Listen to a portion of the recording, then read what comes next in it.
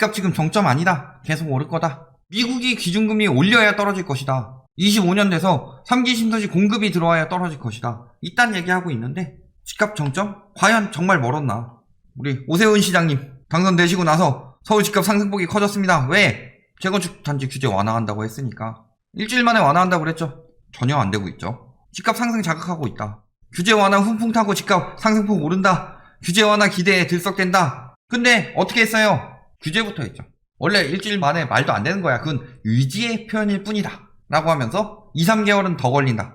집값 상승을 자극하는 걸 원하지 않으니 토지거래 허가제부터 들어간다. 그러니까 뭐라 그래요? 규제돼도 오른다. 발등치킨 재건축. 그래도 집값 상승. 실망하겠지만 내려갈 가능성은 적다. 왜? 그 전까지 떨어지고 있었는데? 거래량만 감소시킬 뿐 가격 상승을 막기에는 역부족이다. 왜? 심지어는 뭐라 그래요? 토지거래 허가 구역으로 지정됐으니 재건축 잘 된다는 신호다. 그러니까 집값 오를 거다. 이딴 얘기까지 하고 있죠.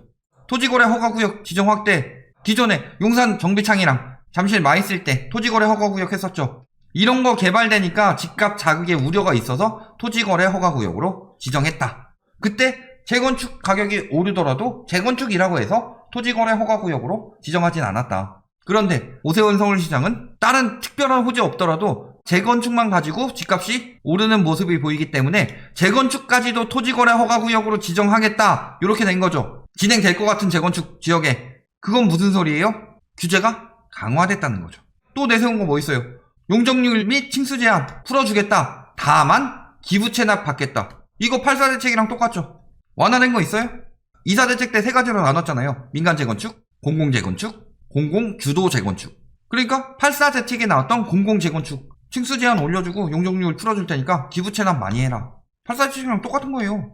2.4 대책 때 공공 주도 재건축으로 해도 된다. 이게 더 빨리 진행할 수는 있다. 근데 정부에서 하면은 안 된다. 여론 만들고. 야당 측에서 당선된 당선인이 말하면은 풀어준다. 공급 활성화된다. 이딴 얘기하고 있고. 그 다음에 재건축 초과이익 환수제 얘기했었죠. 기사 하나 나오는 거 봤어요?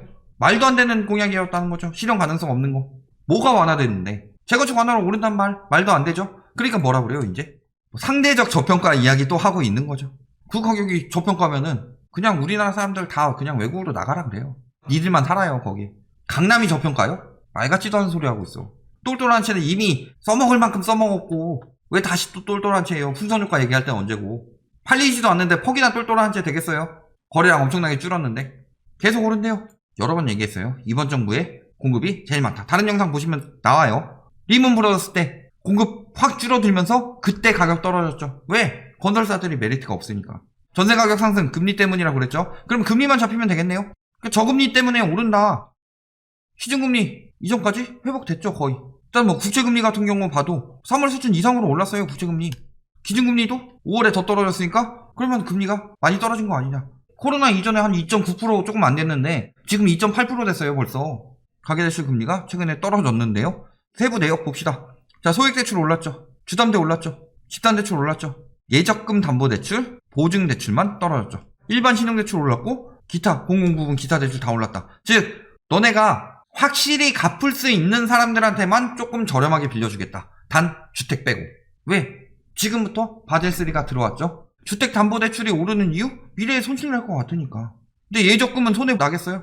보증 이런 것들은 손해 안 나게 생겼으니까 담보 있는 것들은 하되 그 담보가 주택일 경우는 불안하니까 올리겠다. 그리고 나머진 다 올렸죠. 담보 없는 것들.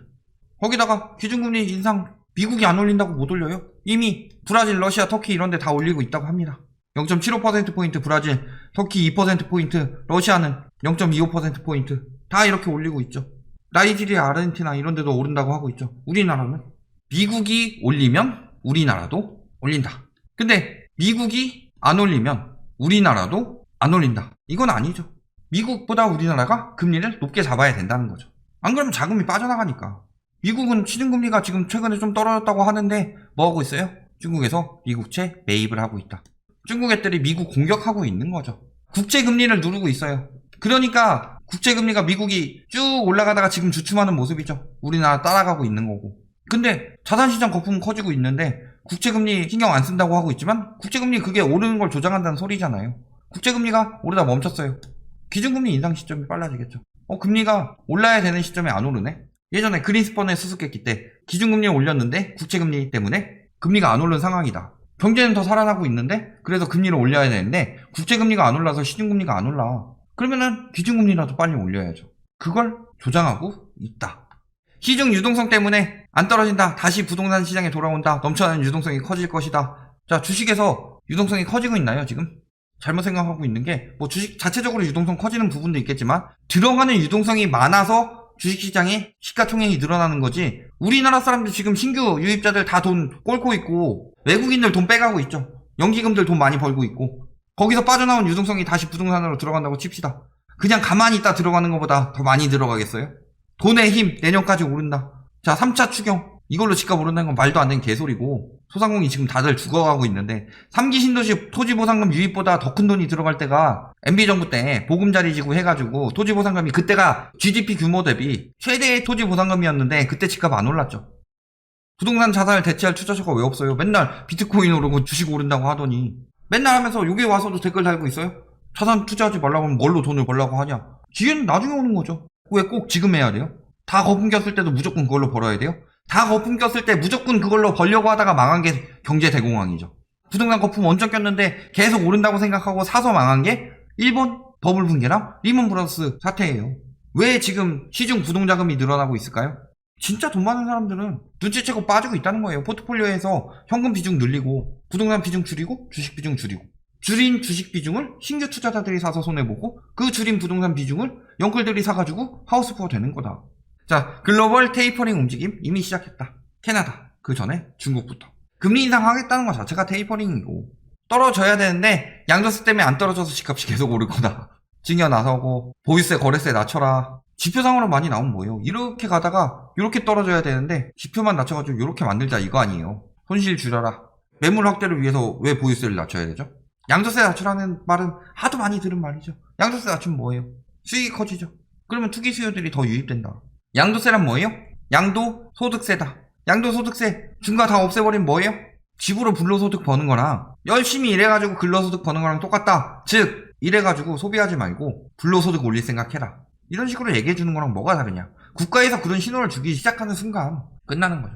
지금도 시장에 개입하지 말래요. 국가에서 80년대쯤 한번 무너졌다. 큰 정부는. 이젠 작은 정부 시대다. 그 작은 정부 시대 때문에 자산 시장에 거품이 끼면서 빈부격차가 심해지고, 그래서 무너진 게 리먼인데, 그러니까 다시 큰 정부로서 세계적으로 돌아오고 있는데 왜 우리나라만 그렇게 이야기를 하느냐.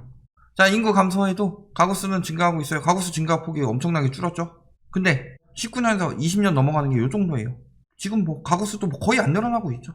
인구가 줄는데 가구가 늘어난다는 건 1, 2인 가구가 늘어난다는 거고, 지금 혼인율 엄청나게 떨어졌죠. 그러니까 2인 가구도 아니고 1인 가구가 늘어나고 있다.